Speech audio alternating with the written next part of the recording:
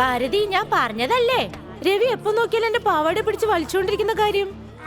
ഭാരതി, ഞാൻ പറയുന്നൊന്നും നീ കേൾക്കുന്നില്ലേ?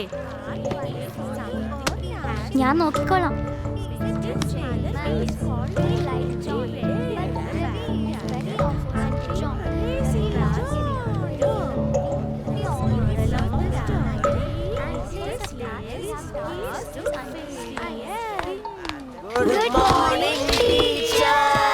Good morning. എല്ലാവരും ഇരിക്കൂ. നിന്നോട് എന്താ പ്രത്യേകം പറയണോ? ഇരിക്കവിടെ. ഞാൻ പറയുന്നത് നിനക്ക് മനസ്സിലാവുന്നില്ലേ? മര്യാദക്ക് ഇരിക്കാൻ അവിടെ. നിന്റെ പ്രശ്നം എന്താ? ടീച്ചർ, രവി എന്റെ ഫ്രണ്ട് കവിതയുടെ പാവാട പിടിച്ച് വലിച്ചോണ്ടിരിക്കാന്ന് ഞാൻ പറഞ്ഞോണ്ടിരിക്കല്ലേ. ഇന്നലെ അവനെ വാൺ ചെയ്തതല്ലേ, പിന്നെ എന്താ നിനക്ക്?